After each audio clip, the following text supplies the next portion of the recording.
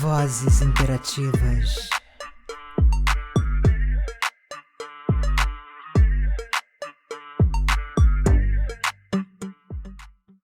Olá, sejam todos bem-vindos e bem-vindas. Este é o Vozes Interativas, o nosso podcast. Eu sou Ju Azevedo e todas as quintas, você já sabe, a gente está aqui entregando conteúdo de qualidade para você. Se inscreve no canal, dá uma força aí para esse projeto tão lindo que começou em novembro e já trouxe tanta gente bacana, tanta gente bonita. E fica aí quietinho aí, aguardando, observando, porque já já você vai saber quem é o meu convidado de hoje. Clica aí nesse sininho para ativar as notificações para você receber informações de vídeos fresquinhos saindo do forno só para você. E segue a gente lá no Instagram, @VozInterativasPDC. E na semana retrasada, eu contei para vocês uma super novidade. O Voz Interativas Podcast está com uma super parceria com a Casal Monstro Suplementos. Isso mesmo, é a melhor loja de suplementos do Rio de Janeiro, da minha amiga e atleta Ale Grimaldi. Ale, beijo no coração. Olha, lá vocês vão encontrar uma infinidade de produtos, preços bons que eu garanto, porque eu também sou cliente da Casal Monstro. E quando você comprar os seus suplementos na loja, sabe o que você vai ganhar? Você vai ganhar uma consultoria dada diretamente pelo atleta Ale Grimaldi. Não vai ficar de fora dessa, né? Eles entregam em toda a Grande Rio e enviam para todo o Brasil. A gente vai deixar o link do WhatsApp na descrição. Vamos ao convidado do dia?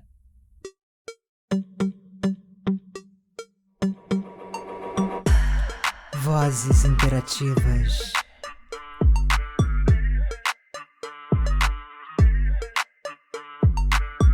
A arte nos faz acessar sentimentos e emoções que tornam as mesquinharias cotidianas completamente irrelevantes. A arte é uma ponte perfeita entre a emoção e a razão.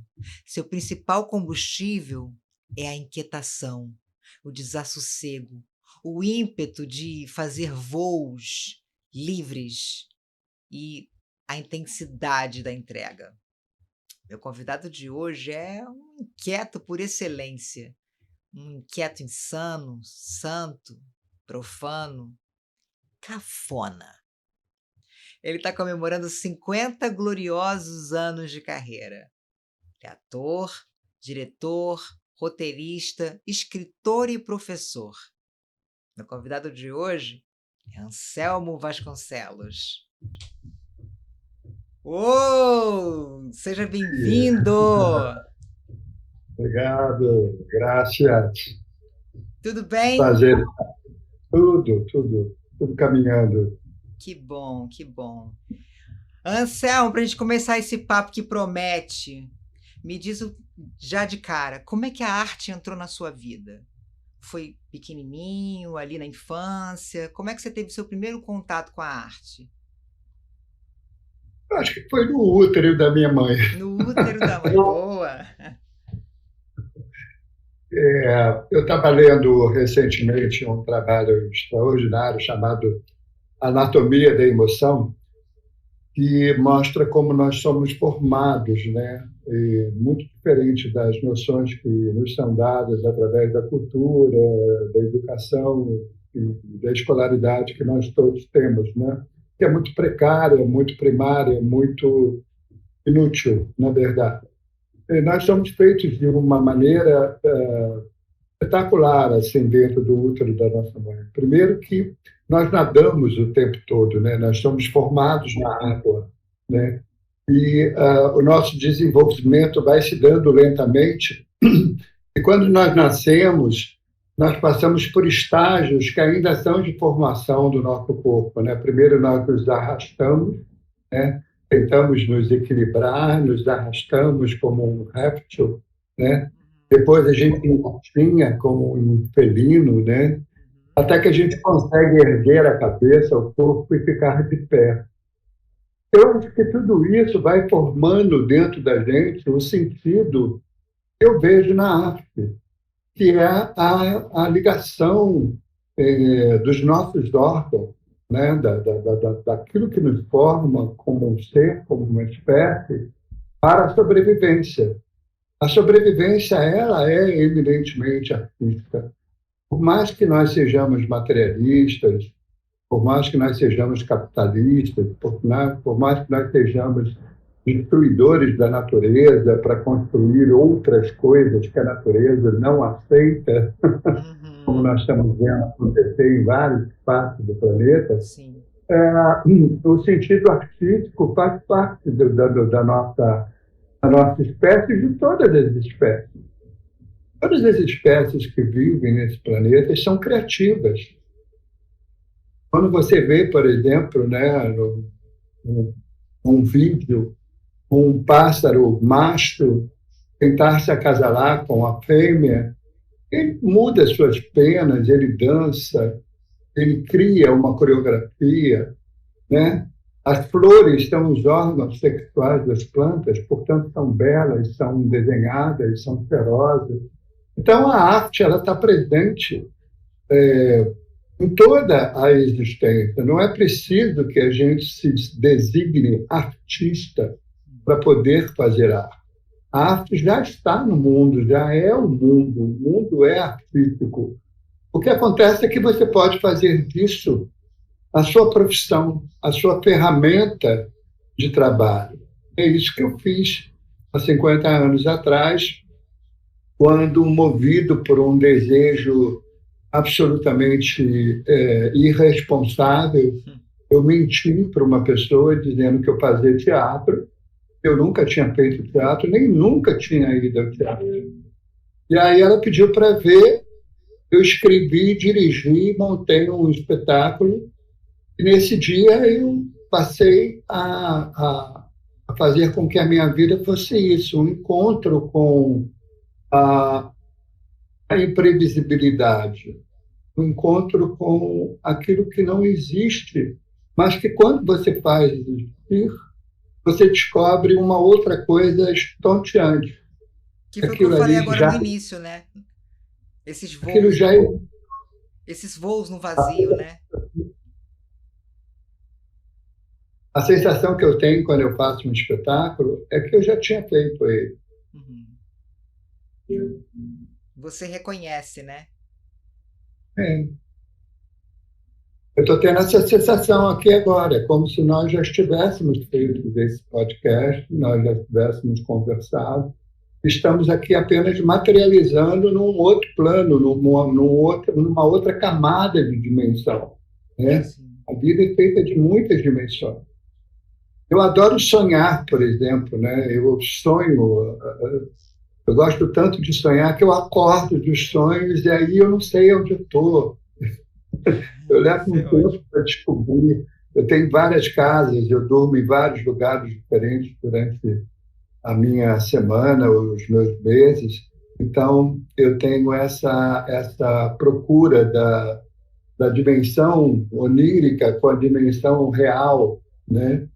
Onde é que eu estou? Então, é isso. A maravilha.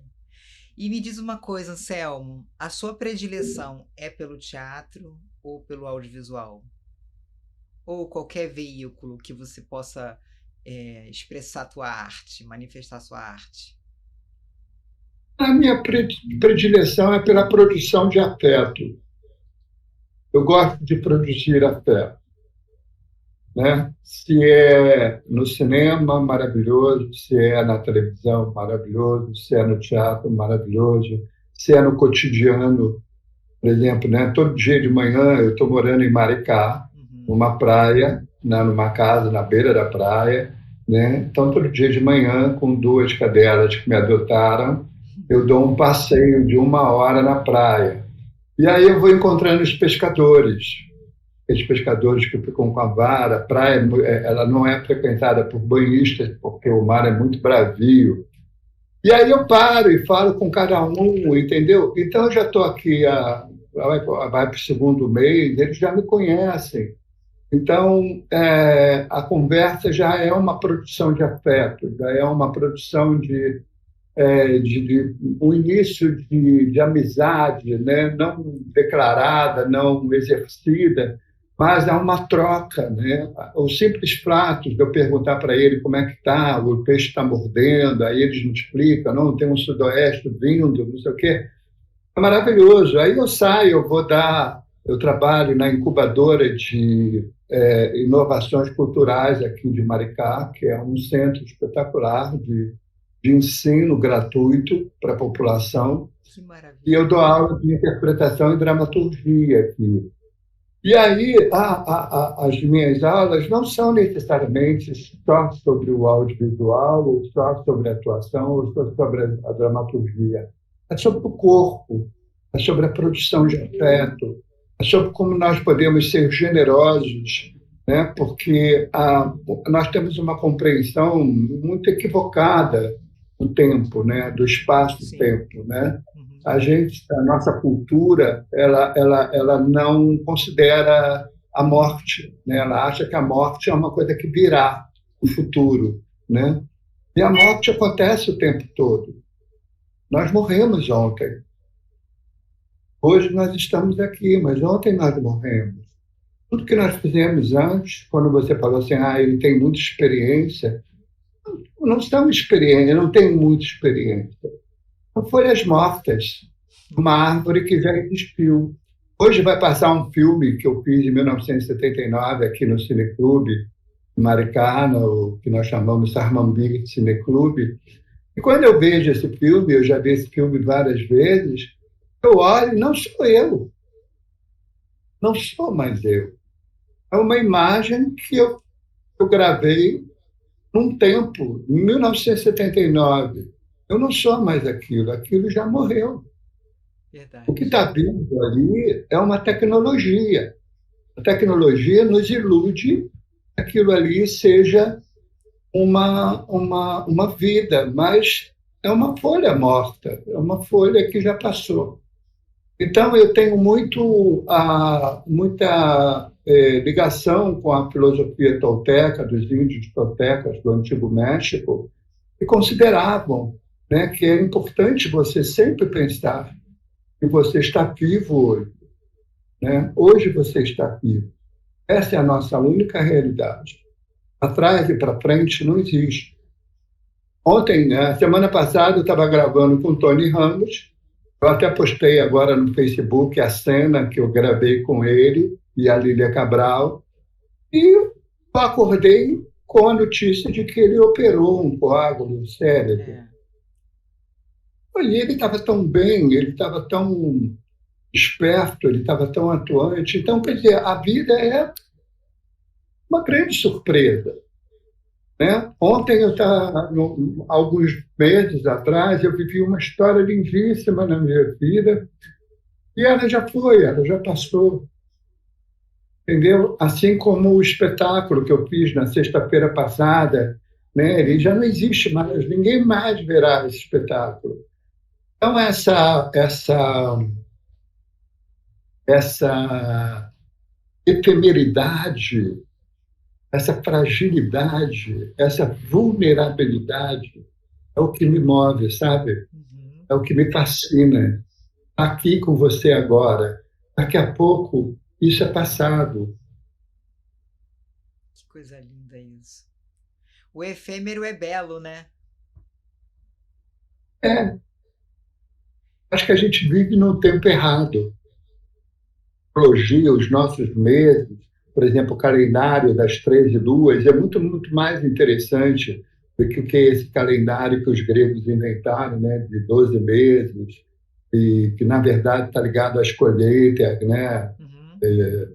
Os meses que não têm R são os meses que se plantam, os meses que têm R são os meses que se colhem, enfim, né? Então tem toda essa coisa, eu acho que a gente vive num tempo errado. O dia não tem 24 horas. Isso é uma ilusão. O dia não tem 24 horas. O dia tem uma eternidade, se você vivê-lo de uma maneira não olhando para o relógio, mas olhando para o seu coração, olhando para a sua alma, olhando para o outro, né? Nossa, que Eu tenho lindo isso, momentos, verdade. eu tenho momentos, minutos vividos com alguém que eu me lembro todos os dias. Eu me lembro todos os dias. Então, não foram minutos, não foram momentos. Talvez eu passe a vida inteira com isso dentro de mim. O jornalista me perguntou, vai ser lançada uma revista, e é uma homenagem aos meus 50 anos de carreira, uma revista nova, que está sendo lançada pela Rô Santana e o Grupo Teatro da Barra. Você vai estar convidada para estar lá no lançamento da revista. Opa! Ele me perguntou o que eu guardo desses 50 anos de profissão, né? Uhum. E eu disse para ele, pensei um pouco, sim, eu disse para ele que eu estou com a mesma emoção do primeiro dia que eu entrei em cena. Que lindo, meu Deus, que lindo, que lindo. Isso não saiu de mim, sabe? Não saiu de mim, está em mim. Então, eu cultivo. Você pode deixar as coisas morrer, ou você até pode matá-las, né? Tem coisas que a gente mata, que a gente não quer mais. Mas tem coisas que a gente cultiva, né? Como uma plantinha, como um jardim, cachorro, um pássaro, ou como um amor. Eu acho essa emoção do artista tão peculiar, sabe? Esse prazer em exercer o seu ofício, né? Ele tá sempre com essa sensação de primeira vez. Eu escuto muito a Laura Cardoso falar do nervosismo, das borboletas que se reviram no estômago, numa estreia, ou quando entra num set para filmar. Isso é essa emoção de como se fosse a primeira vez. Isso é muito bonito de se ver, sabe? Não morre, não morre. E é como você falou, basta ser cultivado. E você se dedica, você se entrega. Acho que muito mais do que quando cai numa rotina massacrante, quando, né? Ah, eu preciso fazer isso. Poxa, mas já fiz tantas vezes. Não. Você já fez vários filmes, várias novelas, mas esse que você está gravando agora, produzido pela Globo, inclusive, é uma experiência única, né? Então é o seu primeiro Único. filme, é a sua primeira experiência. Isso é muito bonito. Isso é inspirador. Eu vou te falar isso porque eu estou completamente surpreendido. É. Porque, assim, normalmente eu sou um ator muito criativo. Eu trago muitas informações para o trabalho, eu sou muito intuitivo, etc, etc. Quando eu fui convidado para fazer o personagem, me explicaram que ele era o síndico do prédio em Copacabana, onde a Lília Cabral é a protagonista, tal, baseado na peça A Lista, etc, etc. A primeira coisa que eu disse foi assim: então eu quero pintar o cabelo, porque o meu cabelo está totalmente branco, né? A minha barba é branca. Aí eu pintei o cabelo, porque é assim, ó. Aí quando eu me olhei, super legal. Eu falei assim: quem é essa pessoa? É uma cara nova, é uma outra pessoa, você está entendendo? E aí você começa a conhecer essa pessoa, né? As pessoas começam a olhar para você e falar: ué, você está diferente, filho. O que houve? Não sei o quê. E aí o José Alvarenga, que é o diretor do filme, ele construiu o personagem, ele constrói o personagem, ele chega para mim e ele me diz tudo o que eu tenho que fazer. É uma maravilha, é uma maravilha. Isso me lembra muito, fazer aqui uma homenagem, se você me permite. Claro. Uma homenagem histórica. Uma vez conversando com o Carlos Manga, né, sobre o Oscarito, que foi, né, um dos grandes impulsionadores do cinema brasileiro, né, um artista extraordinário. O Oscarito era um campeão de bilheteria, né? Eu fiquei sabendo que era o Manga que fazia a cena, o Oscarito via, ia lá e fazia. Então, muitos diretores têm a capacidade de moldar, de esculpir aquilo que ele quer para o personagem, e ele entrega para o ator com a confiança de que o ator vai executar aquilo. É como se o músico entregasse a partitura para você, pianista, toca. E aí você toca aquela partitura, entendeu? Então está sendo muito interessante esse filme por esse motivo também. Que bacana. E tá gravando ainda, você ainda está filmando, né? Então, a gente termina ele agora na próxima semana. Eu não sei como é que a produção vai resolver, porque o Tony Ramos é o namorado da Lília Cabral na história, né? Eles vão ter que achar uma solução para isso, mas o filme tem que terminar a sua produção no dia 25 agora, a próxima semana, né? A gente termina as gravações, quer dizer, terminaria as gravações. Eu acho que vai ficar pendente uma parte, provavelmente, do Tony Ramos, e assim que ele se recuperar, ele vai filmar, provavelmente, ou vão achar uma solução adequada à possível recuperação mais longa dele, que eu espero que não aconteça. Mas o fato é que ele fez uma cirurgia no cérebro, pelo melhor neurocirurgião, que é o Paulinho Niemeyer. Então, a gente tem certeza de que ele já está estável, mas o corpo é um mistério, a gente não sabe de quanto tempo ele precisa para se recuperar, né? Para voltar à sua normalidade de uma gravação, que é uma coisa demorada, que é uma coisa complicada, né? Eu já tive uma filmagem que eu esperei 16 horas para gravar 3 minutos. Faz parte, isso faz parte. Isso faz parte. Mas que a gente forme aí uma corrente de oração do bem, né, em prol da recuperação, da pronta recuperação do Tony Ramos. E que tudo fique bem o mais rápido possível, que vocês consigam finalizar aí essa programação e que ele volte às boas, né, para nos satisfazer, nos alegrar com a sua arte. É preciso homenageá-lo, né? Nesse momento, assim, é preciso homenageá-lo para que a vibração chegue a ele. Ele é um ator extraordinário. Ele está na televisão. Ele está na televisão desde os seus 18 anos. Ele trabalhou em 2 lugares apenas na vida dele. Isso ele disse, na semana passada ele disse isso para mim. Ele trabalhou na Tupi e na TV Globo. Então, esse homem trabalha desde os 19 anos, ele está com 75, 76. Ele trabalhou a vida inteira para a cultura brasileira.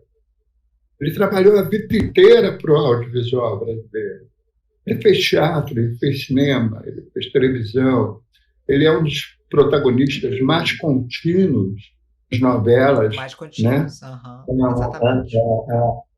É elogiadíssimo pelos colegas. Ele conhece tudo. Olha, é a coisa mais linda do mundo.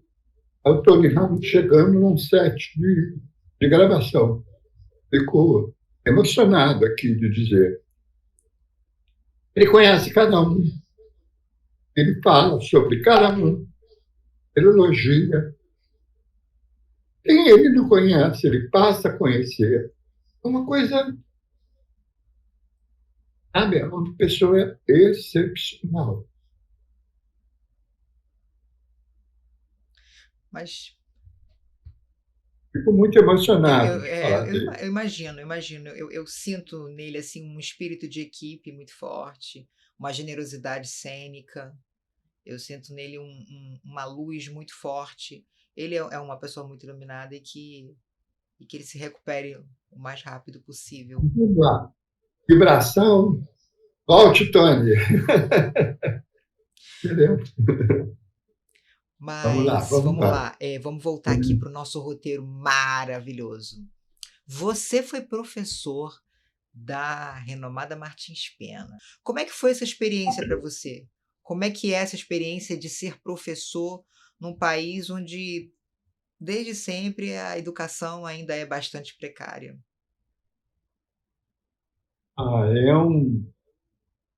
É uma história muito bonita. Ela começa da seguinte maneira.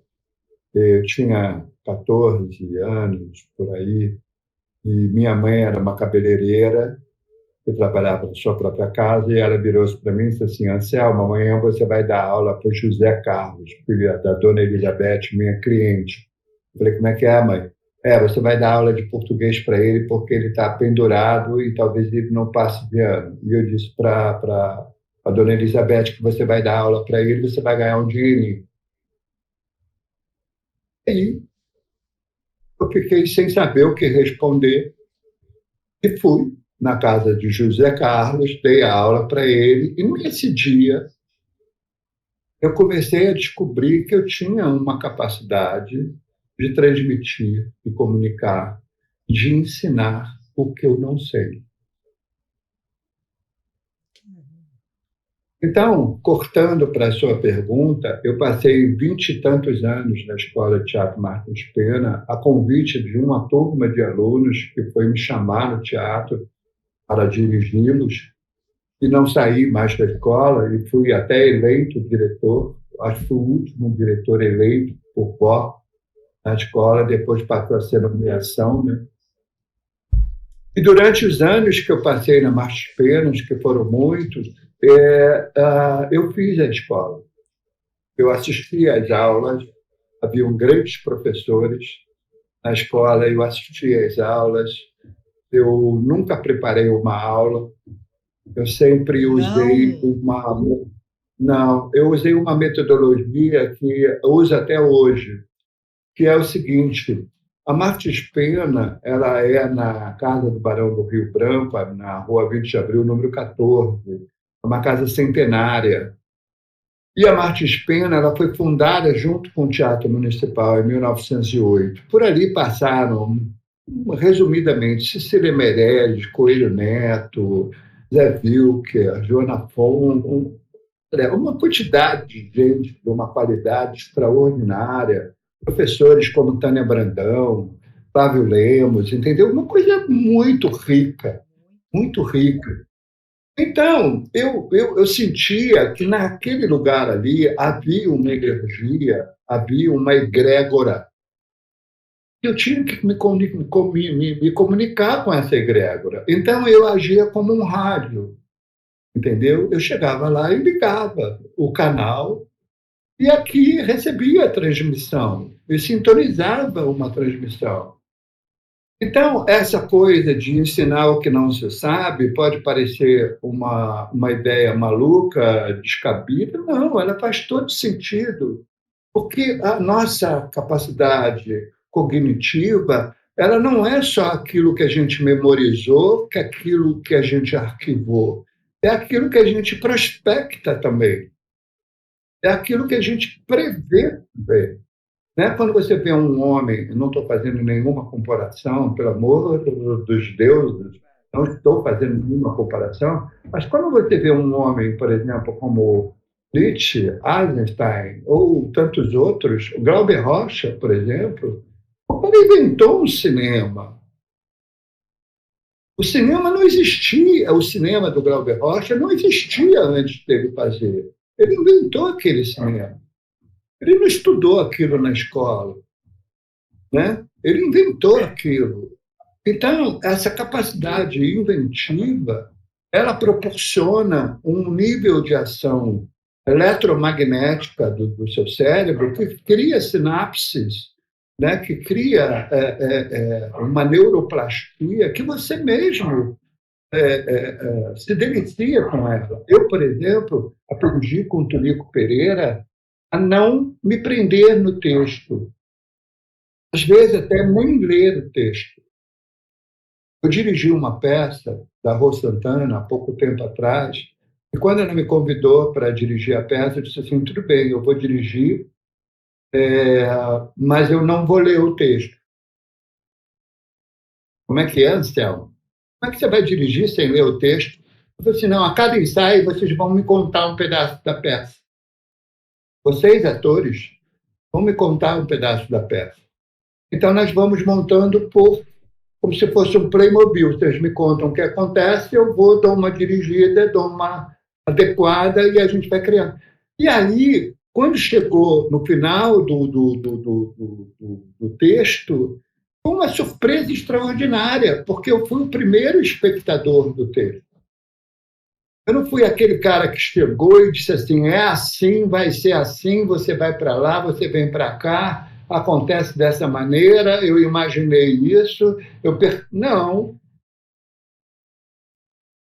Eu fui criando com aquele elenco uma massa dramatúrgica que foi tomando forma cada vez mais coletiva. Essa coletividade, né, ela é o paradigma da abundância. Porque quando você trabalha coletivamente, colaborativamente e não competitivamente, né, você cria a abundância. Não tem limite. Vai crescendo, crescendo, crescendo, crescendo. E quando você é competitivo, quando você é egoísta, quando você é autoritário, quando você é individualista, quando você é narcisista, você está no paradigma da escassez, da pobreza. Exatamente. No paradigma da escassez. A pessoa se limita Se completamente. limita, se limita. Cristaliza, Você vai cristaliza o seu poder de criação. Você não tem o que comer, não tem o que beber, não tem o que se satisfazer. Falta, faz falta. Você sente que você sai dali e fala assim, está faltando alguma coisa, sabe? Que Não não tem preenche, né? abundância. Não preenche. Não é aquela mesa de aniversário cheia de bolo, de doce, de cachorro-quente, de blá, blá, blá, para você se divertir, né? Não tem abundância, né? Não é um rio que corre caudaloso, cheio de peixe, né? É um leito seco, né? Agora eu começo a entender por que que tem tantos atores que têm uma memória assim muito forte da sua experiência como professor ali na Martins Pena. Muita gente, muita gente. Agora eu comecei a entender isso daí. Você fez história ali dentro. Tem pessoas que. Agora, foi lindo você falar isso. Você é uma pessoa muito sintonizada, viu? Obrigada. Parabéns. Na filmagem da Lista, esse filme da TV Globo, chegou o Cláudio Gabriel, que é um ator, Eu né? conheço. Ele já esteve aqui. Sabe quem é, né? O Cláudio Gabriel chegou, fez a cena dele, e aí ele veio falar comigo. Ele não falava comigo há 30 anos, sei lá, ou mais, Caramba! entendeu? E Ah, aí ele me abraçou e falou assim, Anselmo, deixa eu te pedir desculpas. Eu enchi o saco na Martins Pena, eu te contestei, eu briguei com você, eu discordei de você, mas eu quero te dizer que tudo isso foi uma rebeldia daquela idade, daquele tempo, mas você foi maravilhoso. Você entregava a chave da escola para os alunos no final de semana fazerem o que quisessem na escola. Isso foi maravilhoso, eu não vou esquecer isso nunca. Muito obrigado. que maravilha! Ele postou isso no Facebook, sabe? Essa declaração de amor e esse pedido de desculpas, né? E eu aceitei plenamente, porque nunca me senti atingido pelo que ele me disse, porque eu sempre acredito que quando João fala de Pedro, ele fala mais de João do que de Pedro. Exatamente. É muito mais sobre o Pedro. É Não verdade. é verdade? Com Então, certeza. para a gente falar muito dos outros, né, a gente está falando de si mesmo, né? Claro, lógico, é sobre você. É muito mais sobre você. Aí você está projetando no outro. Exatamente. Eu estava falando do Tony Ramos, eu estava falando de mim, Claro. de como eu sinto, né? De como eu sinto, de como eu amo esse ator, esse Você se artista, e reconhece de nele, como. né? Exatamente. E essa sua experiência aí do espetáculo show, a Cafona, comemorando esses gloriosos 50 anos de carreira? Então, a Cafona é um outro teatro. É um teatro horizontal, é um teatro que é feito em qualquer lugar. Ele não necessita de aparatos técnicos, ele não necessita de ninguém. É apenas eu e o público. Eu já fiz para uma pessoa. Aliás, eu comecei o espetáculo fazendo para uma pessoa. Não é uma ideia minha, é uma ideia do Grotowski. O Grotowski fez um espetáculo que só um espectador assistia por sessão. Então, eu faço ele em qualquer lugar, extremamente despojado. É o que eu queria para, depois desses anos todos, me despir de tudo, né? Jogar tudo fora, me Desconstruir. desconstruir, né? Sabe quando você fala assim, vou pegar todas essas tralhas que eu acumulei na minha casa, assim, essas coisas todas, e vou doar, vou jogar fora, vou queimar, e vou ficar só com uma mochila e É a que são roupa folhas toda. mortas, né?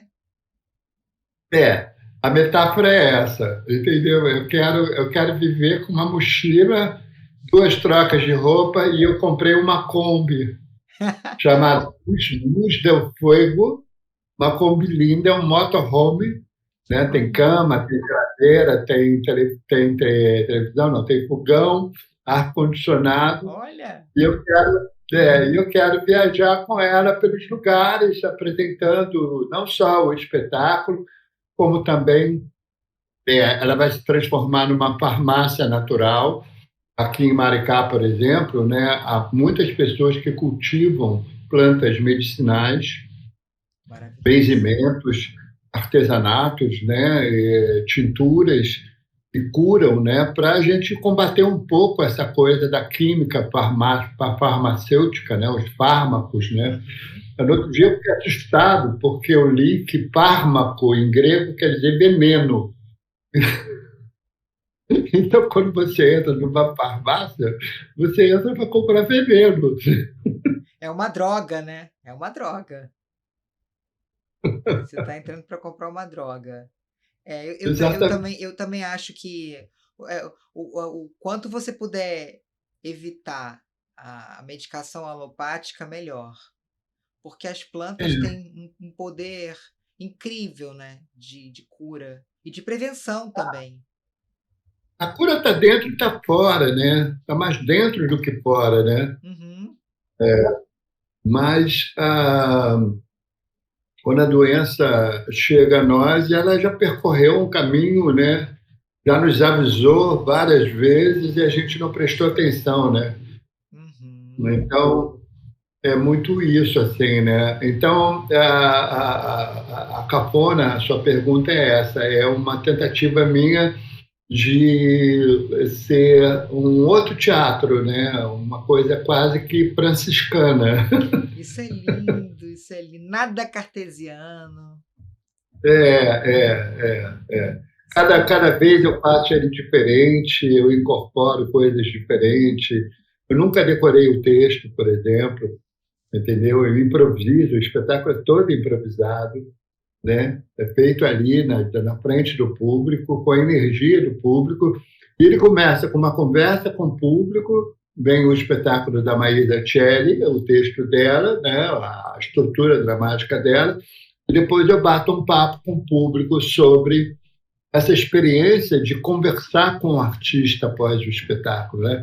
Por que tem que ir embora? Cadê? Exatamente. Boa, boa. Por que tem que ir embora?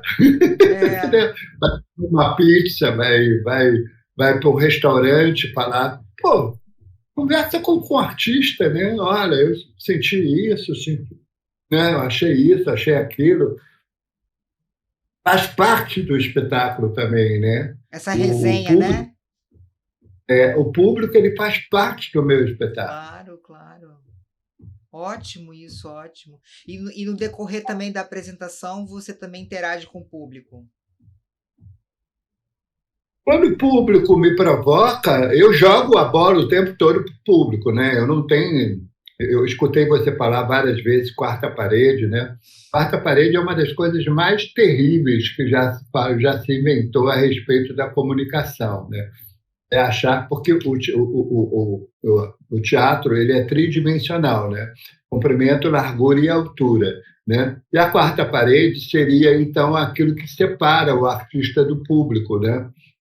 Que é uma invenção autoritária, é uma invenção absolutamente egoísta, elitista, né? E pouco inteligente, porque se o espetáculo é uma comunicação, a quarta parede é aquilo que eu estava falando para você. Pô, você não vai olhar para mim? Vai olhar para o lado? Né? Isso, né? Aí você fala, não, porque é a quarta parede, não sei o quê, parará, parará, é um conceito absolutamente absurdo que surgiu no teatro. Né? Assim como o que nós chamamos de teatro não é teatro, é igreja. Né? Um monte de cadeiras numeradas, um do lado do outro, colado, com um palco mais alto que você olha os atores num plano de adoração. Olhar para cima é adorar. Quando você vê o teatro, anfiteatro grego, você olha para baixo, ao ponto de vista do observador. Então, como a igreja pegou o teatro na Idade Média, lá, depois que a comédia dell'arte 250 anos de comédia dell'arte chegou ao fim, a igreja foi lá, pegou o teatro e levou para dentro dessa casa. Por isso que as igrejas compram os teatros, porque é igualzinho a casa deles. Exatamente. Compram os teatros, compram as salas de cinema, né? Que obedece essa estrutura. Eu, quando vi um anfiteatro grego, é que eu entendi.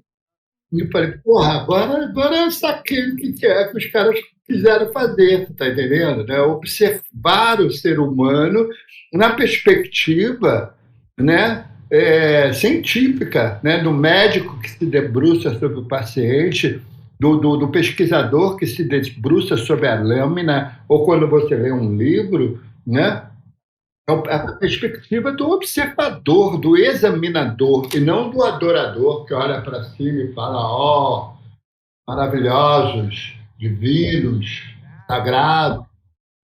Teatro não tem nada de sagrado, não tem nada de sagrado. O teatro é humano, né? Exatamente. Eu fiquei muito decepcionado. Eu assisti agora um vídeo da Ariane Muschiettini, ela falando que o palco é sagrado. Pô, que é sagrado coisa nenhuma, entendeu? Palco é qualquer lugar, entendeu? O Dário Fo, que foi meu mestre, ele fala coisas assim tão desconcertantes, né? Então, assim, as pessoas falam que os saltimbancos eram maravilhosos, não sei o quê, parará, parará, porque os saltimbancos fizeram e aconteceram.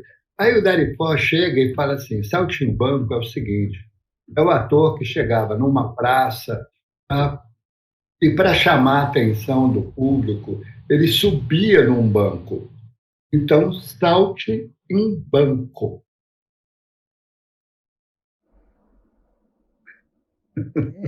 Tá explicado agora, né? E aí a gente acha que saltimbanco é uma coisa. Extraordinária, né? Tem aula de saltimbanco, parará, parará, e não é. É o cara que sobe no banco e fala: pessoal, preste atenção aqui no que eu vou falar. Entendeu? É muito mais simples.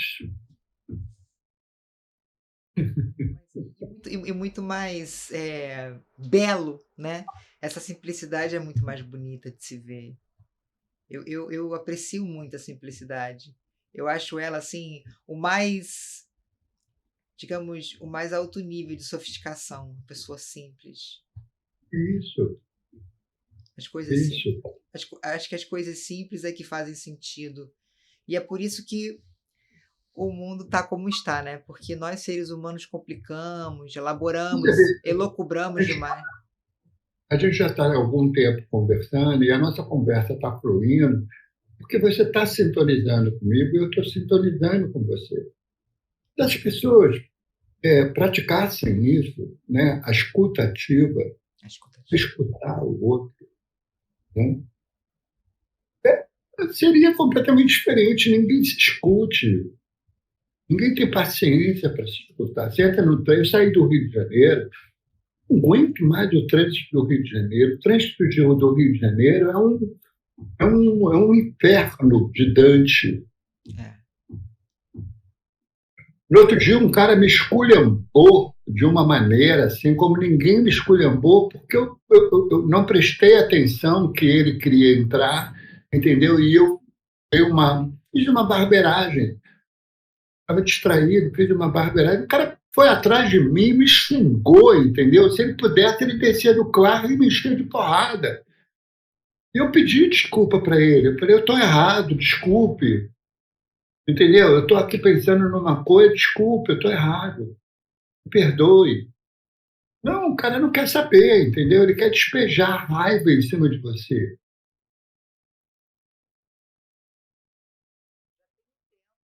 Eu optei por não ter carro no Rio de Janeiro, porque é um estresse para dirigir, para estacionar, estacionamento é caro, né? Aí você tem toda uma despesa com IPVA, com seguro. Na época que eu tinha carro, eu morava num outro edifício que não tinha vaga de garagem, então tinha que pagar uma vaga de garagem, que ali em Copacabana é à beira de um salário mínimo. Enfim, eram despesas totalmente necessárias. Eu me estressava no trânsito e com isso eu fui deixando o carro, fui protelando o uso, fui protelando, ele literalmente, Anselmo, literalmente mofou. Teve um dia que eu cheguei na garagem e o carro estava com o estofado mofado. Tá mofando na garagem. O que eu tô fazendo com esse carro aqui? Eu vou vender isso aqui, cara. Vou andar de Uber, vou andar a pé de bicicleta, entendeu? É um carro a menos no mundo, sabe? É uma pessoa a menos para brigar comigo, para se estressar, porque realmente não tem perdão no trânsito, é o que você falou, entendeu? As pessoas ficam tão transtornadas que você educadamente chegou e pediu perdão, mas não existe. É assim, é indesculpável o que você faz, que talvez não, né, não seja assim tão correto, uma distração, que é normal, somos seres humanos, mas é indesculpável para as pessoas. Aí eu falei: ah, quer saber de uma coisa? Eu quero lá saber de carro. Eu não sinto falta de carro. Você falou, realmente é um estresse. E aí você está em Maricá, tem quantos meses você está em Maricá? Você pode repetir, por favor? O quê? A pergunta? É. Aí você foi para Maricá, obviamente não foi só por causa do trânsito, né? Você está em Maricá há quanto tempo? Então, eu vim para Maricá, eu comecei a trabalhar para a curadoria da Maricá Filmes, tá? Aham. Eu, o Silvio Tender, Davi Tigel, Maria Geralda, é, Ana Rosa Tender, para fazer uma plataforma de streaming para Maricá, né? Aí comecei a me interessar por Maricá, eu já tinha ouvido falar em Maricá, que Maricá era uma cidade que mexia em cultura, né? E aí me chamaram para fazer um filme em Maricá, a Lobisomem de Bambuí. Aí fiquei uma semana ou um pouco mais hospedado numa pousada à beira-mar, chamada Nossa Casa, da Mariana Nader em Guaratiba, que é uma praia lindíssima de Maricá, um pouco afastada do centro, né? E aí eu fiquei nessa pousada, me encantei, fiquei encantado pela pousada e perguntei para ela se eu poderia morar nessa pousada. E ela disse que sim, entramos num acordo financeiro e eu já estava querendo fechar a Casa Azul lá em Santa Teresa porque estava muito caro e também porque estava cansado de ser um funcionário de manutenção de uma casa centenária, entendeu? Que toda hora aparecia um problema, igual o carro. Aí eu queria me livrar daquilo, eu já estava nesse processo de uma mochila e duas trocas de roupa. Aí eu chamei um caminhão, botei tudo dentro do caminhão e vim para Maricá. Vim morar em Maricá. E aí, em Maricá, tem uma coisa extraordinária chamada incubadora de inovações culturais. E tem aulas gratuitas de edição, de audiovisual, de carnaval e de games. E aí eu fui lá, conversei com a diretora e pedi para trabalhar lá. Pedi para ela que eu queria trabalhar aqui. Eu tinha me aposentado na FUNARD, no Rio de Janeiro. Eu falei, eu estou livre, eu posso dar aula aqui. Aí ela botou a grade de interpretação e dramaturgia, e agora eu trabalho em Maricá. Moro e trabalho em Maricá. E moro num lugar lindíssimo. Eu abro a porta e estou na praia. Que maravilha, gente. Que maravilha. O descanso é outro, né? Uma noite de sono à beira-mar é tão repousante que você acorda. É outra realidade. Eu moro perto da praia. mas eu moro na capital, né? No meio da poluição sonora. Você tem ali o contato com a natureza, mas você também tem um contato com a fumaça do carro, né? Com o Eu estou barulho fazendo do uma caminhão coisa. de lixo passando de madrugada. Não é aquele repouso assim, sabe, pleno. Eu acordo muito cedo, né? Meu sono é curto, né? Meu Aham. sono é muito curto. Eu tenho um ou dois sonhos maravilhosos, aí eu acordo. E Aham. aí eu não quero mais forçar a minha cabeça a dormir, senão você fica tendo pensamentos repetitivos, né? Obsessivos, né? E aí eu levanto e vou para uma varanda que tem ali, onde eu estou apontando o dedo ali, tem uma varanda de frente para o mar. Ai, que E delícia. aí eu vejo o dia amanhecer, eu vejo as aves, eu vejo, às vezes, pessoas caminhando, né? Todo dia eu faço isso, eu escuto o mar. Você está escutando? Tá? Não, não. E aí, esse som, essa vibração, essa união do céu com a terra, né? Pela primeira vez eu estou entendendo, né, que eu estou no planeta, porque você tem a nítida sensação do planeta, porque quando você olha para o oceano, né, e você vê o céu se encontrando com o mar lá no fundo, lá na perspectiva, você percebe que é curva, que a Terra realmente é redonda, né?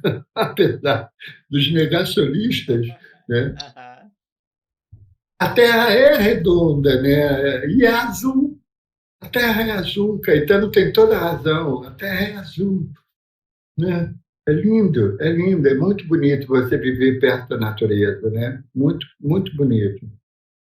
Muito assertiva essa sua escolha. Então, como eu estou com 71 anos e eu sempre acho que numa idade como essa, você começa a se preparar para descer a montanha, né?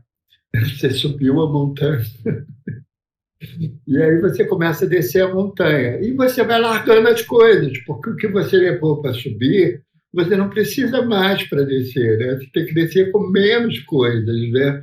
Então é isso que eu estou fazendo. Eu estou descendo a montanha, né? Me livrando de todas as coisas, de todos os meus defeitos, principalmente, né? Que são muitos, né? Como todo ser humano, né? A gente tem muita coisa para aprimorar, né? Para desenvolver, né? E eu tenho o privilégio de encontrar pessoas que me proporcionam, né? O autoconhecimento, né? Me mostram quem eu sou, né? Porque quando você se relaciona, né, você espelha muito, né? Esse processo de espelhamento é muito comum, né? Então, a outra pessoa te mostra muito quem você é, né? E isso acontece na minha vida de uma maneira muito privilegiada. Eu sou muito agradecido aos meus encontros, assim, afetivos, profissionais, amorosos, sexuais, espirituais. Eu sou muito agradecido, assim. Mas apesar de se sentir descendo essa montanha, você ainda se atira com coragem nos seus sonhos? Não entendi, desculpa. Eu estava pensando em outra coisa aqui, perdoa, a cabeça É porque fica repete. reverberando, né? Fica reverberando. É. Quando você fala que que se sente descendo essa montanha, isso te limita a se atirar com coragem nos seus sonhos ou você continua se atirando com coragem nos seus sonhos? Ah, eu sou, é difícil definir o que é que eu sinto, mas eu tenho um ímpeto, Uhum. uma coragem, eu tenho uma ousadia, uma transgressão que eu mesmo me surpreendo, entendeu? Eu mesmo, depois que eu cometo as minhas transgressões, eu fico às vezes até envergonhado, peço perdão, peço desculpa, porque, por exemplo, vou te dar um exemplo do que eu estou falando, né? Teve a apresentação dos professores na incubadora onde eu estou dando aula, né? Então, vou simular aqui, né? O professor de edição falou: olha, meu nome é Luiz Carlos, eu sou professor de edição, eu trabalho há 30 anos com edição, não sei o quê. Parará. Aí eu até sou professor de roteiros, já escrevi tantos roteiros, parará, parará, sou professor da UFRJ. Aí o outro falou assim: eu sou professor de voz, não sei o quê. Cada um dizia o seu nome e o que fazia. Quando chegou na minha vez, eu virei e disse assim: eu não sou Anselmo Vasconcelos.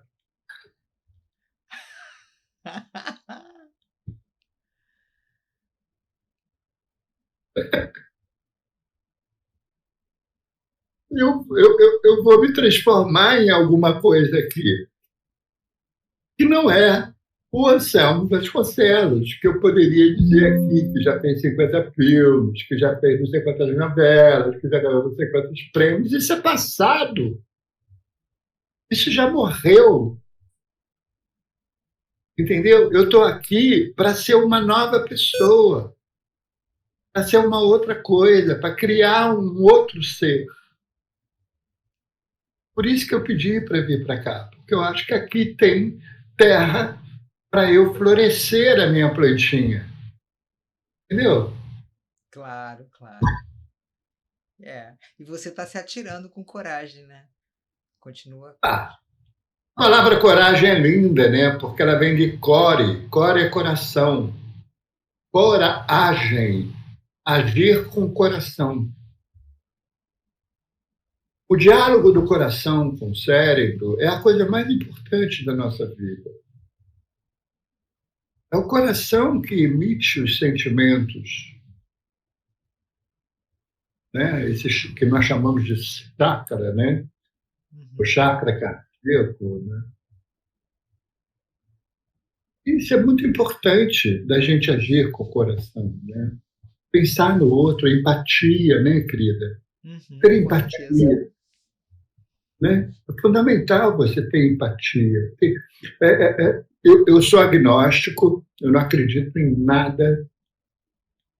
Para mim, tudo é história, tudo o homem inventou, entendeu? Para mim, o homem inventou Deus, inventou os deuses, inventou tudo, entendeu? Um grande criador, um grande Deus do homem, né? Se há um Deus, é o homem, né? Com a sua infinita capacidade de criação. Se nós pensarmos, há não sei quantos mil anos atrás, o nosso antepassado estava em cima de uma árvore, cagado de medo, porque estava com fome e tinha medo de descer, porque tinha predadores na Terra. E hoje ele tem um foguete que ele vai à Lua, que ele vai para o cosmos. Caramba, que criatura é essa? Extraordinária. Como diz Caetano, né, que ergue e destrói coisas belas. Então, Exatamente. eu me perdi, não sei por que eu estou falando.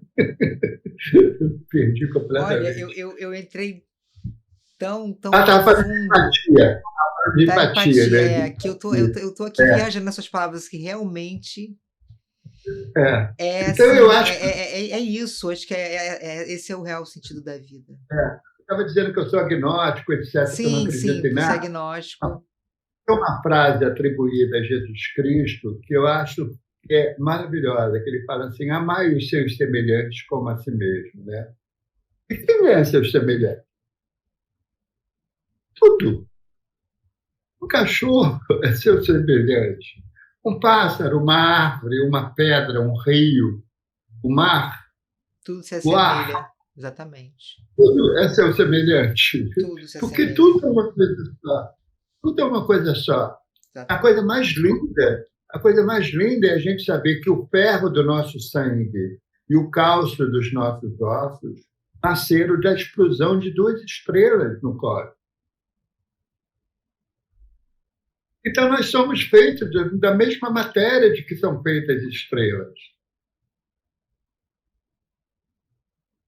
Né? Então, se nós não tivermos empatia, amor pelo outro, pelo semelhante, né? Nós não somos nada. Nós não estamos usando o recurso que nos foi dado pela natureza. Agora você, embora sendo agnóstico, também respeita o credo, as convicções, dos seus semelhantes, vamos dizer assim. Não, eu respeito tudo, eu respeito tudo. Eu respeito Porque a quem gente entra reza. numa onda de descrença e acaba desrespeitando também. Eu acho que as religiões causam um grande mal à humanidade. Acho isso. Tenho plena convicção disso. Acho que religião é uma forma monetizadora de enganar os outros. Que é Eu acho que totalmente se diferente da espiritualidade, né? diferente da espiritualidade, entendeu? Eu acho que tudo é um puta teatro rentável, né? Não tem nada mais rico, né, do que os neopentecostais, por exemplo, nesse momento. O maior império. Você quer ver uma coisa? Eu caí na besteira de fazer uma excursão na Europa, né, aquelas que você compra um pacote, né, junto com um monte de pessoas, né? E aí tinha 9 cidades para visitar, né? Toda cidade que a gente chegava, a primeira coisa que a gente ia visitar era a Catedral da Igreja Católica. Um monumento. Aí o guia dizia: essa igreja levou 27 anos para ser construída, 1.900 pessoas trabalharam nessa igreja. Aí você vê, você entra ali dentro e você vê que a Igreja Católica teve a preocupação de criar um monumento que desse a ideia de que a casa de Deus é grandiosa, né? Que a casa de Deus é enorme, é rica, né? Que Deus é poderoso porque tem aquele palácio. Né? Cara, em todo lugar da Europa, em todo lugar do mundo, tem uma igreja. E tem uma sacolinha passando, pedindo dinheiro. O estado mais rico é o estado do Vaticano. Que Deus é esse que precisa tanto de dinheiro?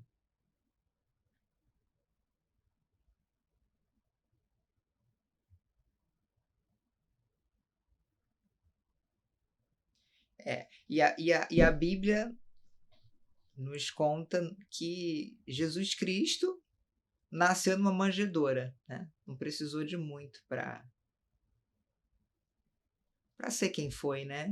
Independente da crença, né? Foi um homem iluminado, um homem transcendido, né? Independente do que você creia, mas nasceu na simplicidade. A Bíblia é um livro escrito por não sei quantas pessoas, reescrito, manipulado, né? É uma coisa, é um fenômeno extraordinário da literatura mundial, né? É o livro mais publicado, né? O livro mais, né? Traduzido. Você dizer que aquilo ali é a palavra de Deus é de uma pretensão absolutamente duvidosa. Essa é a palavra de Deus. Que isso, cara? Que isso? Né? Tenha decência, né? É preciso ser decente na vida para não dizer uma mentira dessa, né? Como é a palavra de Deus, não é? Sabe por quê? Não, isso é uma maneira de adestrar as pessoas, né? De fazer com que as pessoas acreditem em alguma coisa, e aí tem um fenômeno da mente humana que acredita, né? A mente humana ela acredita na dor, por exemplo, né? Eu estou fazendo um curso com uma terapeuta que ela diz o seguinte: o registro da dor no cérebro é um registro que você pode retirar, porque é uma memória que ele criou de uma dor que você teve e que ele permanece com ela e ela se torna crônica, mas você pode apagar esse registro no seu cérebro, entendeu? Assim como você pode apagar uma coisa que você não quer mais lembrar da sua vida, uma coisa que é desagradável. Você passou e você quer tirar aquilo da sua mente. né? Então, a questão da verdade é uma questão complicadíssima. E quantas pessoas sofreram por causa desse livro, né? Pessoas foram queimadas vivas na Idade Média por causa desse livro. Eram chamados de hereges, Bruxos. bruxas. Quantas pessoas sofreram tortura? Se você vê os instrumentos de tortura da Inquisição, da Igreja Católica, Eram atrozes. Eram atrozes. você acha que o campo de concentração nazista era um paraíso. Aham.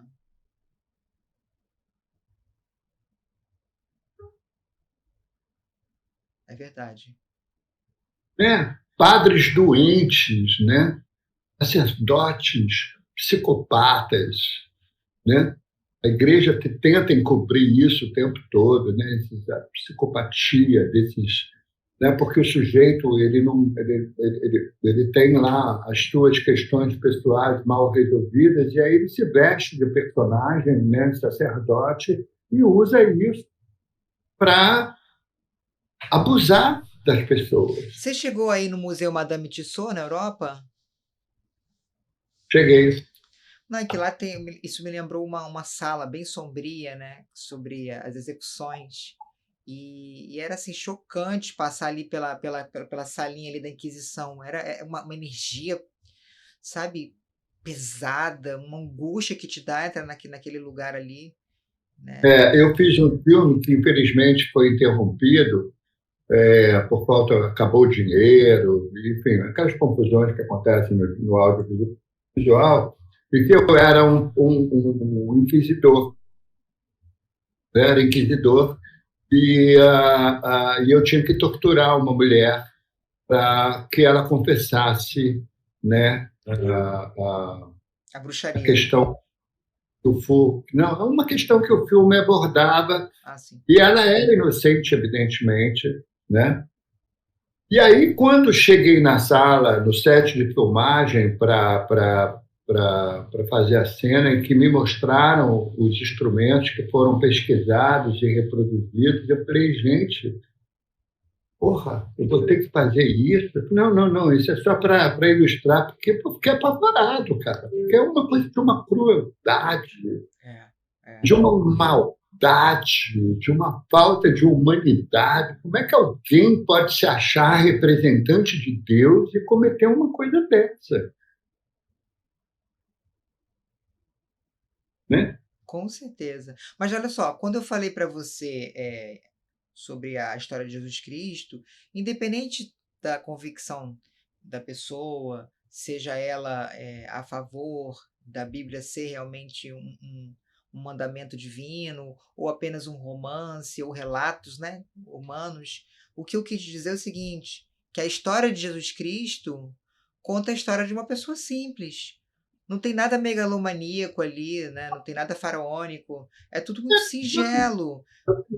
Eu tenho um amigo, né? Do que você acredita. O foco aqui na questão é na simplicidade, né? Da história que a Bíblia relata em relação a Jesus Cristo. Nascendo uma manjedoura. Então, para que essas coisas, assim, uma igreja, né? Eu concordo com você, tão suntuosa, e aquela coisa que você falou, né? De você estar sempre num plano inferior, né? O sacerdote tá num plano superior e você, né? Como um reles mortal e tudo muito suntuoso, tudo muito megalomaníaco, quando na verdade a própria Bíblia, né? Que é o mandamento do cristianismo, traz uma história de simplicidade. Quando eu fui fazer minha comunhão, catequese, parará, e que me explicaram que eu tinha que me confessar, padre. Confessar o quê? Tá de sacanagem, né? Porra, é um sistema de controle óbvio. É um sistema de controle óbvio. O padre fica sabendo da vida de todo mundo, da diocese dele. Porra, Cara, é uma manipulação evidente, né, da questão social, né? A própria ideia da família é uma ideia religiosa, porque é criar uma célula, né, um aglomerado de pessoas que produzem, né, que geram uma economia, trabalham de segunda a sábado e no domingo vão na igreja e depositam o dízimo. Essa organização fez da Igreja Católica Romana dona do mundo. Eles têm terras no mundo inteiro. É um império. Né? Eu estudei no Colégio São Bento, na Praça Mauá, no Rio de Janeiro, os beneditinos, né? E tempos depois eu descobri que a Praça Mauá toda era dos beneditinos. Eles eram donos da Praça Mauá, um território riquíssimo do Rio de Janeiro, onde está o mosteiro deles, né? Uhum. Então, uma coisa assim que você fala, né? Caramba, não paga imposto, né? Não paga luz, não paga água, não tem que declarar imposto de renda. Eu várias vezes já pensei em abrir uma igreja. É, é uma ideia Não para respeitável. enganar os outros, não, mas para poder fugir desse sistema, né, injusto. Né? Eu pago o meu imposto de renda é o mesmo percentual do Carrefour. O Carrefour paga 27,5% de imposto de renda, eu pago 27,5% de imposto de renda. É justo isso? E a pior parte ainda está por vir, que é não ter aplicabilidade nenhuma social, destinação. A gente sabe exatamente o destino desse dinheiro, né? É. O profissional que ensina você a se desenvolver na vida, galgar o seu caminho, descobrir sua profissão, se formar, se habilitar, ganhar seu dinheiro e ficar talvez até com uma vida confortável, esse profissional é o profissional mais bem respeitado, que é o professor. Exatamente. Mas é o mais mal pago, Exatamente. o professor. Então, aquele que ensina, aquele que te prepara, não tem valor nenhum. No Japão, a única pessoa que não se curva diante do imperador é o professor.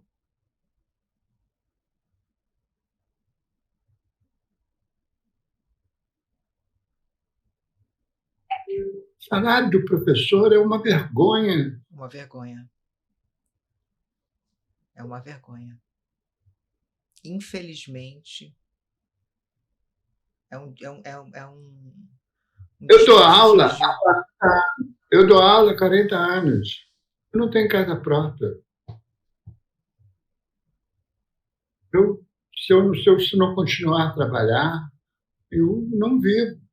40 anos dedicado ao ensino público. Ao ensino público. Eu fui professor da rede pública do Rio de Janeiro.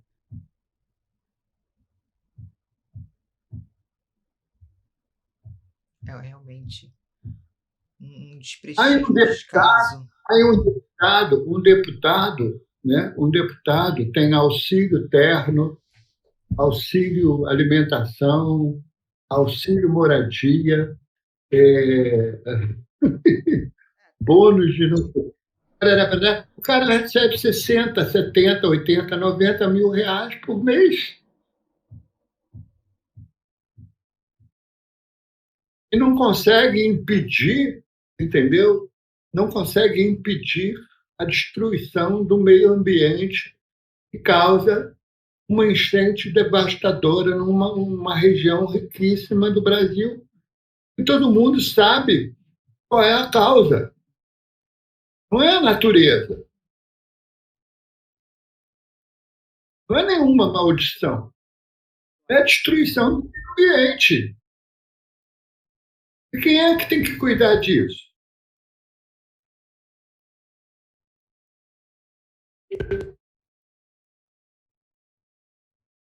Esse é o nosso problema, essa é a nossa sociedade. Para a gente, então, encerrar esse primeiro bloco e ir para a parte final, eu quero te fazer duas perguntas. Quem o Anselmo Vasconcelos considera uma voz interativa no meio artístico? Seja ela qual for, quem é essa voz? Fernanda Montenegro. Por quê? Porque a Fernanda acumulou uma memória, ela acumulou uma compreensão da profissão, ela experimentou o rádio, passando pela televisão e pelo cinema,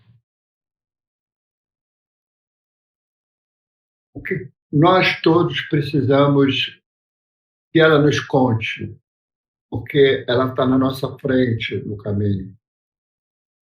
Não só pela idade, mas pela beleza da construção que ela São fez. 13 horas.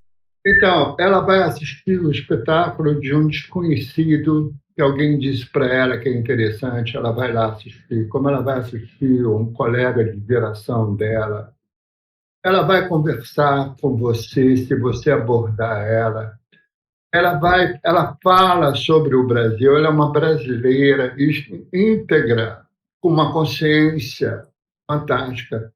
Ela se negou a ser ministra da Cultura porque ela achou que ela não tinha esse papel, e não era esse papel dela, ela não era esse, ela não tinha, ela talvez tivesse a consciência de que isso é um campo burocrático, né? Que engoliu o Gilberto Gil, por exemplo, e que destruiu a Regina Duarte.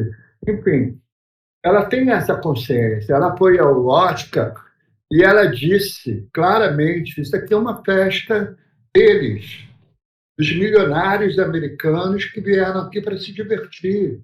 Nunca vão me premiar. Eles premiam a si mesmos. Mas ela tem essa consciência.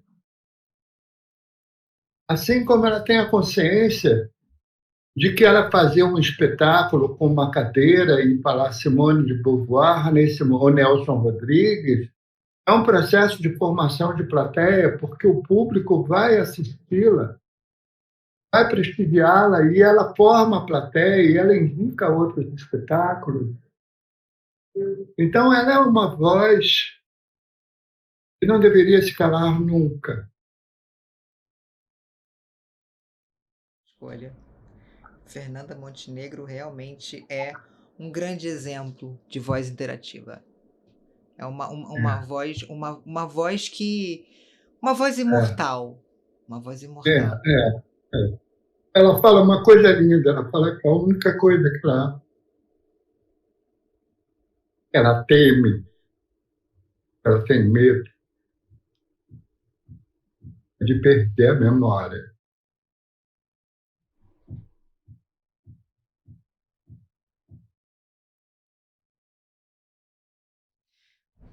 É.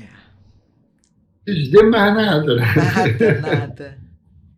Mas ela, ainda que perca a memória, ela vai estar sempre na nossa memória, na memória do povo brasileiro, no coração. Ela atravessou tudo. Ela atravessou décadas importantíssimas. Ela sabe tudo. Ela faz E hoje, parte da memória cultural desse país. Exatamente.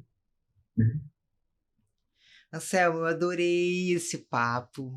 Obrigada por você ter topado participar aqui do Vozes Interativas. Espero que você tenha gostado. Apesar de algumas limitações aí, né? A gente está um pouquinho distante um do outro, mas foi incrível. Você é uma pessoa super iluminada, um papo agradável, inteligente, talentoso, um mestre, você é um mestre. Eu cheguei a comentar com você sobre o trabalho de Ouro Branco que eu fiz no teatro, sob direção do André Gonçalves, e aquele voice over era inesquecível, aquele seu voice over. Não sei se você se recorda desse trabalho, mas era muito prazeroso escutar, sabe? Essa voz inconfundível, essa voz marcante, numa cena tão emblemática ali da história, os funcionários públicos se preparando para mais um dia fatídico, mais um dia enfadonho, mais um dia de rotina, sem receber os seus salários, salários baixos, mal remunerados e com salários atrasados, mas ainda assim exercendo o seu ofício. E você, com essa voz, com aquele texto de fundo, era sempre muito prazeroso. Então, de certa forma, você fez uma história na minha história. E agora, de novo, aqui, a gente fazendo essa história, que amanhã é uma folhinha morta, né? Como você bem coloca, mas é uma honra, é um prazer poder dividir aqui com você, trocar com você. Só tenho que te agradecer. Eu também quero te agradecer muito. Foi mais do que uma conversa, foi um namoro. Obrigada, que bom que você gostou. Tá? Beijo. Um beijo. Gente, nós vamos ficando por aqui. Beijo no coração de cada um de vocês e até a próxima semana. Tchau.